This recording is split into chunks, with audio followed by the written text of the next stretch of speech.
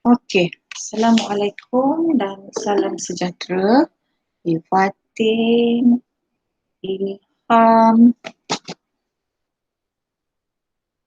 Alright, so basically hari ni cikgu akan nak ulang balik lah, okay.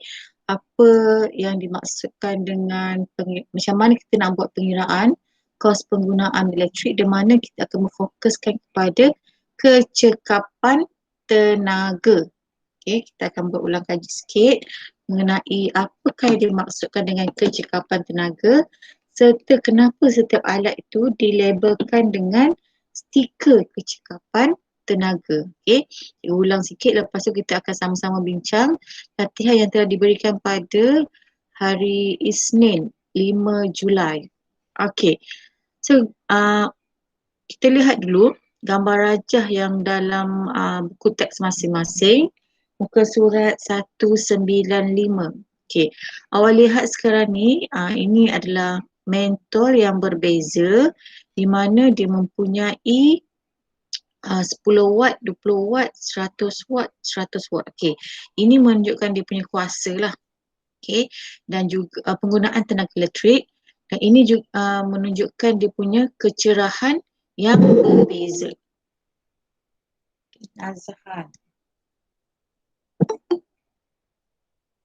Azwina. Okey, mempunyai kecerahan yang berbeza.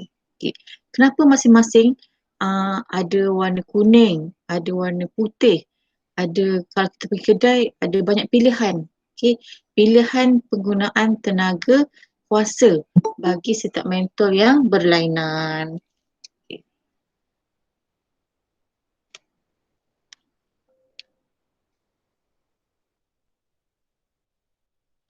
Ini yang dimaksudkan dengan, so setiap lampu ada warna putih, ada warna kuning, di mana setiap mentor tu berbeza daripada segi kita panggil dia kecekapan tenaga. Sama juga dengan manusia. Manusia ada dia punya perbezaan kecekapan. So nak tengok macam mana kita nak buat pengukuran daripada segi kecekapan tenaga. So kecekapan tenaga bermaksud tenaga input. Maksudnya apa yang masuk diubah kepada tenaga output yang berfaedah. Okey, apa yang masuk, apa yang keluar. Okey, seberapa banyak yang kita boleh gunakan daripada apa yang masuk dengan apa yang keluar secara berfaedah. Okay, contoh, kalau kita banyak makan jajan, banyak makan snack, adakah dia berfaedah kepada tubuh badan kita? Okay, kalau kita makan apple sebiji, banyak mana dia bagi kesan baik kepada kita? So itu dia punya analogi lah, dia punya kecekapan, apa yang masuk dengan apa yang keluar. Okay, so untuk mengira kecekapan tenaga, dia ada rumus je lah. Di mana tenaga output per dengan tenaga input darab dengan 100%. Okay, contoh, kita lihat satu mentor dekat sini. Okay, so mentor dia ada banyak jenis lah. Okay, mentor ada banyak jenis. Contoh, gambar ini menunjukkan sebiji mentor berfilamen menyala. Filamen ni maksudnya yang dawai dekat dalam ni lah. Okay, berapakah kecekapan tenaga bagi mentor tersebut? Okay, contoh kata tadi, ke atas tadi dikata berapa peratus tenaga input yang diubah kepada tenaga output. Okay, so basically bila kita beli satu mentor, kita nakkan dia punya cahaya. Fokus kita beli mentor adalah kita nak bagi dia cahaya. Okay, so 100 joule tenaga elektrik input yang dibekalkan, tenaga elektrik input yang dibekalkan, okay, bila kita pasang ataupun kita plug in mentor ni, dia apa yang kita dapat, apa yang dapat kita faedah yang dapat daripada mentol yang dipasang. Okey. Dia akan dapat dalam bentuk dua, iaitu satu, tenaga cahaya. Okey, kecerahan mentol lah. Tujuan utama kita beli mentol sebab kita nak dapat dia punya cahaya. Okey. Kemudian satu lagi kita akan dapat tenaga output dalam bentuk tenaga haba. Okey, haba ni maksudnya bila kita pasang mentol kita rasa panas. Okay. So kita lihat perbezaan. Untuk tenaga cahaya kita cuma dapat 8 Joule. Tapi untuk tenaga haba kita dapat 92 Joule. Maksudnya kita dapat banyak rasa panas berbanding kita dapat sumber tenaga cahaya dari sebiji mentol yang kita pasang dan juga kita beli. Sedangkan tenaga yang kita masukkan dalam mentol ni adalah sebanyak 100 Joule. Okey. So total tadi daripada 100 Joule, daripada 100 Joule, cahaya cuma dapat 8 Joule, tapi panas kita dapat 92 Joule. Okay. So persoalannya dekat sini, adakah mentol yang kita beli ni berbaloi dengan harga yang dibayar? Kita beli mentol nak dapatkan cahaya, tapi kita dapat panas lebih daripada cahaya. Okay. Macam mana kita nak kira? So kita nak kira, kita ambil tenaga output per tenaga input. Okay. So output tadi ada dua. Satu cahaya, satu haba. Kita nak ambil yang tenaga output yang kita nak guna, iaitu tenaga output yang berfaedah. So kita ambil cahaya lah.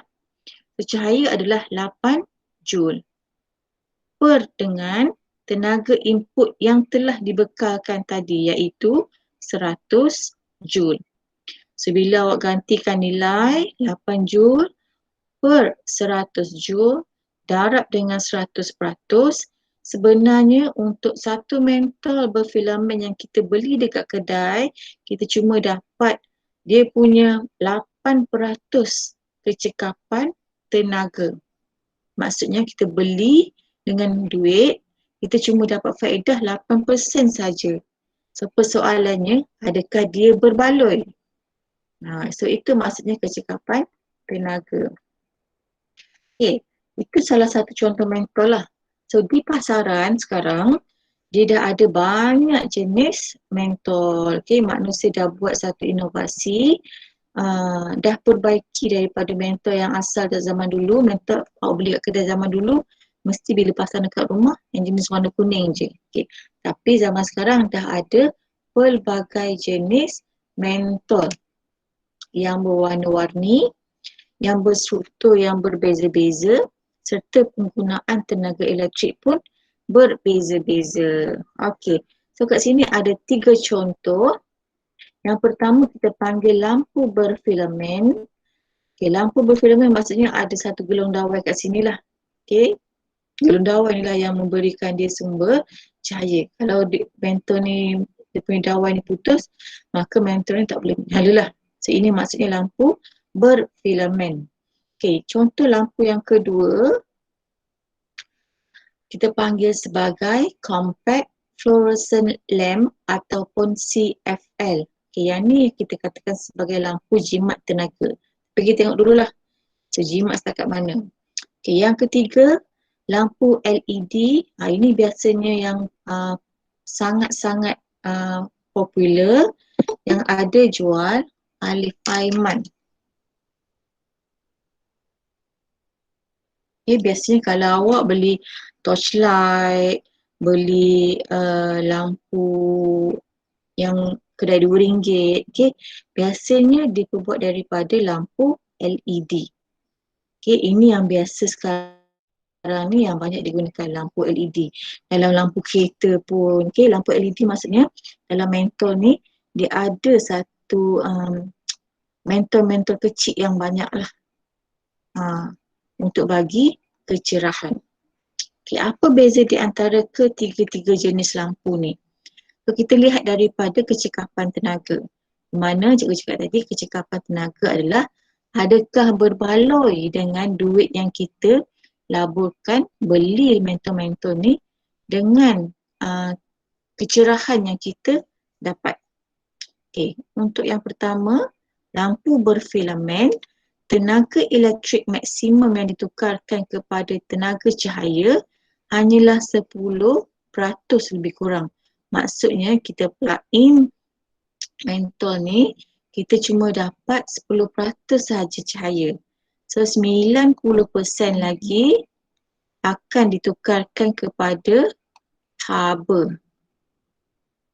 Maksudnya beli mentol ni awak akan rasa lebih panas lah berbanding mentol-mentol lain. Okay, lampu yang kedua, CFL, tenaga elektrik maksimum ditukarkan kepada tenaga cahaya adalah 50%.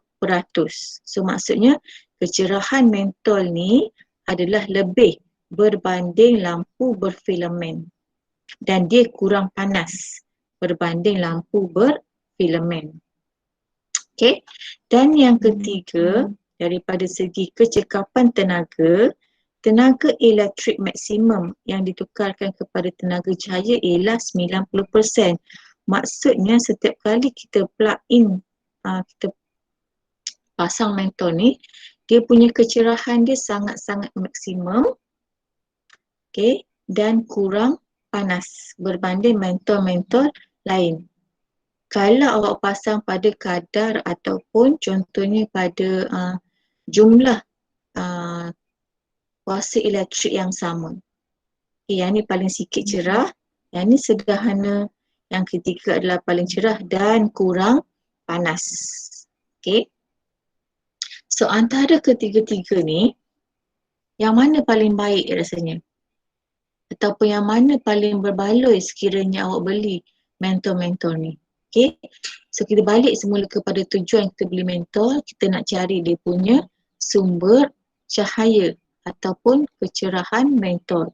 So bila bandingkan di antara ketiga-tiga mentol ni, lampu LED adalah pilihan terbaik sebab harganya lebih murah, cahayanya lebih terang dan habanya kurang panas lah. Dia kurang panas berbanding mentol-mentol lain. Sekiranya dibekalkan dengan kuasa yang sama. Okay. So kalau awak lihat sekarang, mentol yang warna kuning ni berfilamen biasanya orang pakai untuk perhiasan. Bukannya untuk penggunaan untuk membaca, untuk kecerahan. Tak, dia lebih kepada perhiasan lah. Okay, sebab dia kurang cerah dan dia agak panas, cepat panas. Okay, so itu perbezaan di antara ketiga-tiga jenis mentol yang ada. Okay. Seperti yang cikgu bagi tugasan awak pada hari Isnin lepas, cikgu minta awak ambil gambar bagi setiap peralatan elektrik. Okay. Kalau ikutkan setiap isi rumah, setiap alat elektrik akan dibekalkan dengan pelekat stiker yang warna merah gunting ni menunjukkan dia punya penarafan ataupun kadar kecekapan penggunaan tenaga elektrik. Afiqah Zaini.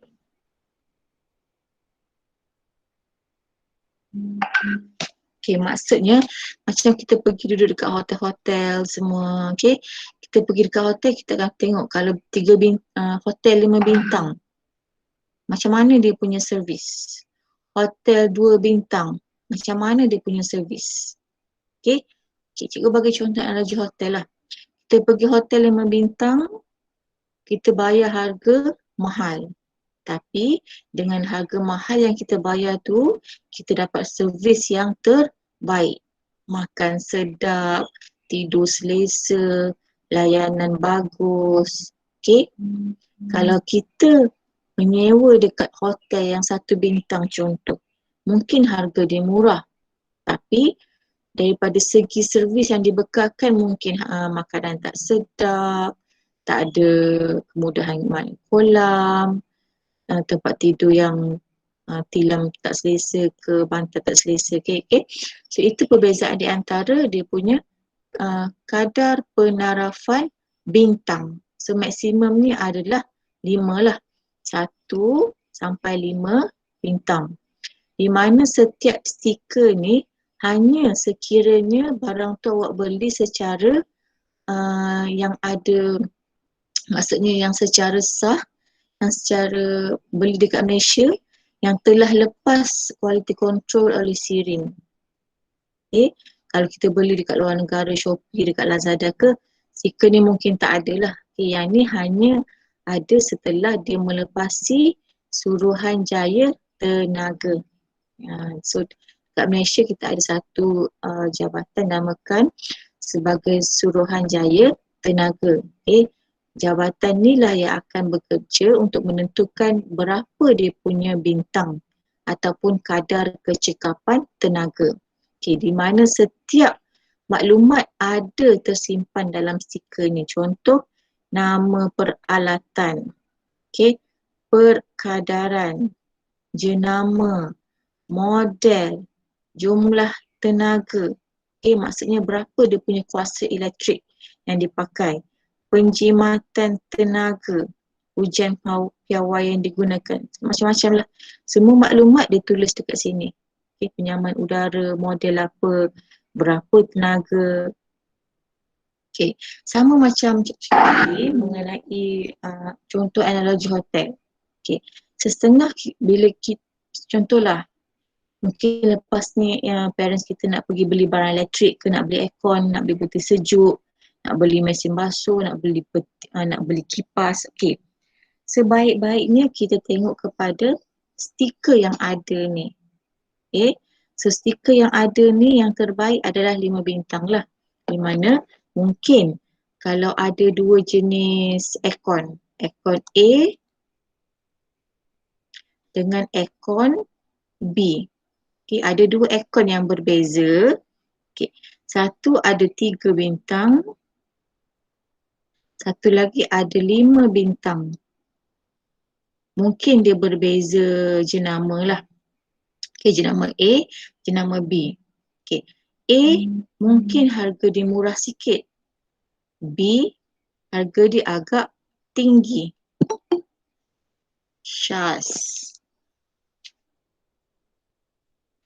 Okay, so masa dekat kedai, kita nak beli aircon yang harga A yang murah ataupun harga B yang lebih tinggi. So untuk pelaburan sebenarnya sebaik-baiknya kita kena laburkan sedikit duit beli peralatan elektrik yang berstiker ataupun berlabel 5 bintang. Pada permulaan mungkin kita nampak macam mahal, tapi sebenarnya antara aircon A dengan aircon B, bila kita beli aircon B, mungkin kita dapat kesejukan dia yang sama dengan A, tetapi penggunaan elektrik yang lebih rendah. Kita bayar bil elektrik lagi murah lah B ni berbanding A, walaupun tahap kesejukan dia yang sama. Okay, so itu pentingnya kita tengok kepada label bintang ni. So label bintang ni maksudnya you get what you pay. Awak dapat apa yang awak bayar lah. So ini merupakan antara satu panduan pelaburan bagi penggunaan elektrik di rumah.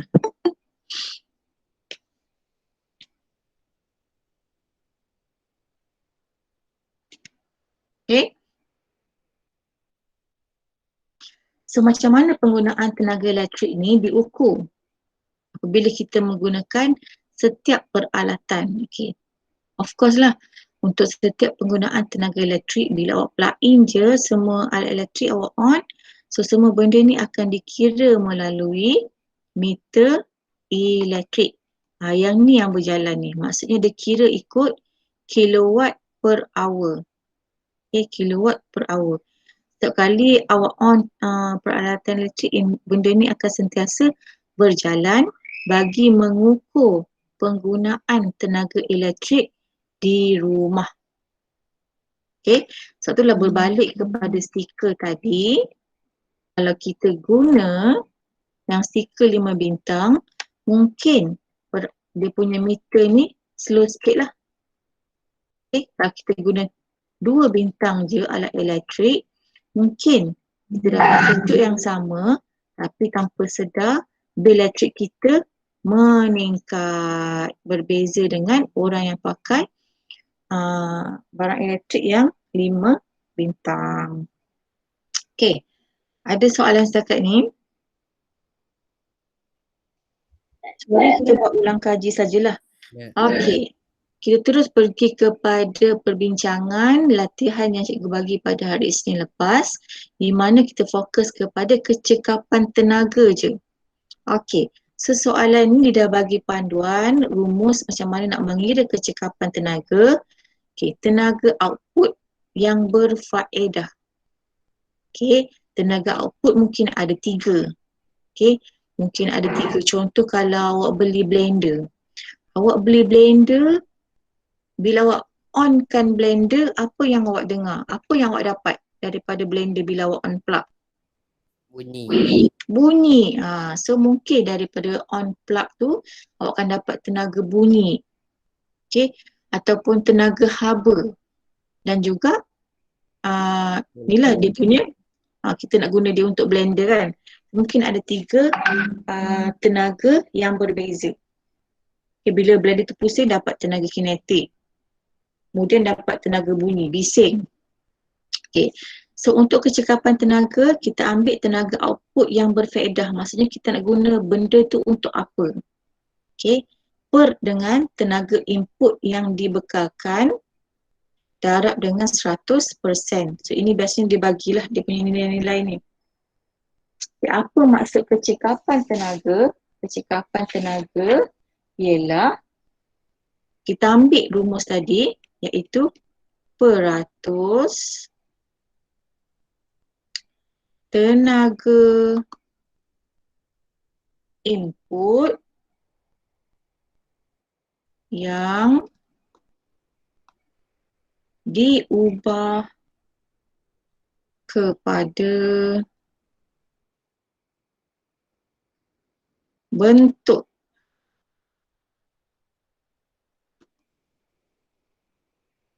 tenaga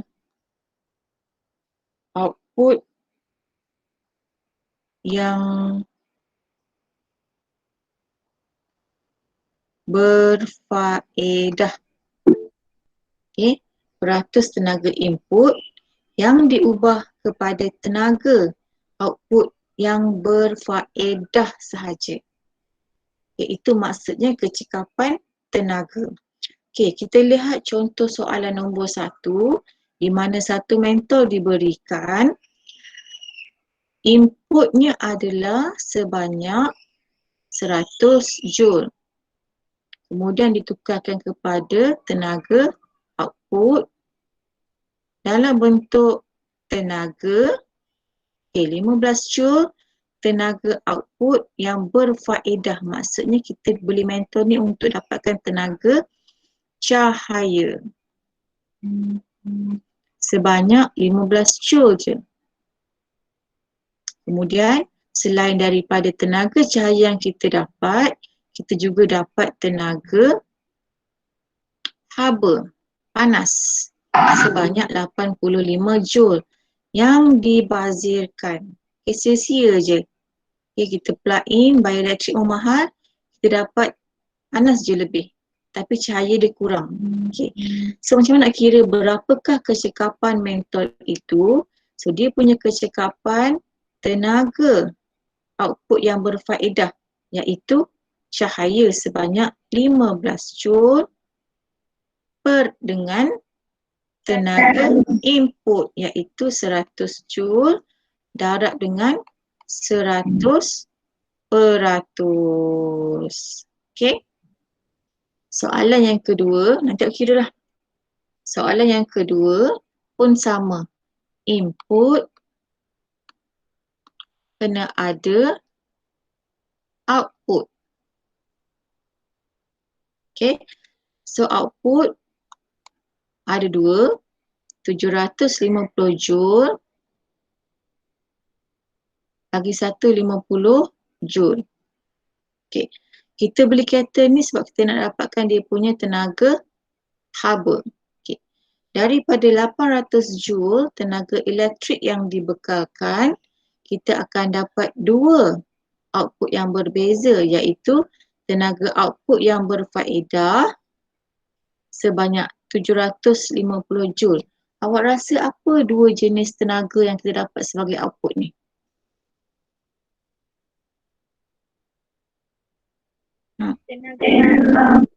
Tenaga haba, satu lagi?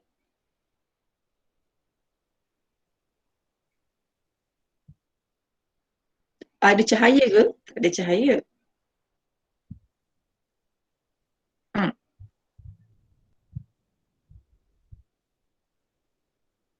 Ada siapa boleh jawab? Apa lagi satu jenis tenaga yang awak dapat daripada cerit elektrik?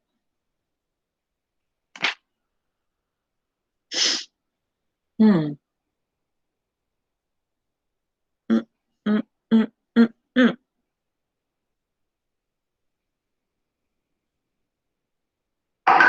Hmm. Ada yang jawab? Tak ada? Tak ada idea? Okay, so basically bila kita beli cerit elektrik ni, kita akan dapat sebanyak 750 joule tenaga output berfaedah, iaitu tenaga haba. Okay, 50 joule ni mungkin dalam bentuk bunyi, okay, bunyi bising ke, sikit lah nak bandingkan dengan tenaga haba yang kita dapat. Okay, so nak kira dia punya kecekapan, kita ambil tenaga output yang berfaedah, iaitu 750 joule per tenaga input sebanyak 800 darab dengan 100%. Okay, so bila kita kira, kalau nilai dia tinggi, maksudnya berbaloilah kita beli barang elektrik tu. Okay, so itu sahaja perbincangan untuk soalan hari ini. Ada soalan lain yang nak tanya? Kat rumah ada tak jumpa barang-barang elektrik yang ada dua stiker? Ada. Ada. So lepas ni kalau mak ayah pergi beli barang ke, cakaplah cikgu kena tengok bintang. Bintang ni maksud dia apa? Kalau dua, maksud dia apa? Kalau 5 bintang maksud dia apa? Macam kita duduk hotel lah. Bayar mahal tapi servis dia berbaloi. Sama juga dengan barang elektrik. Masa mula-mula beli nampak mahal, tapi sebenarnya bil elektrik awak tu tak semahal beli barang yang ada 2 bintang sebenarnya. Okay? So dapat satu info baru. Lepas ni senang kau nak beli barang elektrik, awak dah pandai lah sikit. Okay? So untuk soalan latihan, cikgu dah bagi satu link untuk Google Form. So awak jawab sahaja latihan melalui Google Form. Okay, hari ni kita cuma buat perbincangan sahaja. So esok mungkin cikgu akan sambung sikit macam mana kita nak kira awak punya bil elektrik dekat rumah pula. Okay, so kalau tak ada soalan, cikgu rasa itu sahaja untuk hari ni. Terima kasih kepada Anggia, Fatini, Azwina, Fatin, Naim, Afrina, Atira, Nazhan, Syed. Okay, so kalau tak ada apa-apa, cikgu rasa itu sahaja untuk hari ni. So kita sambung lagi esok.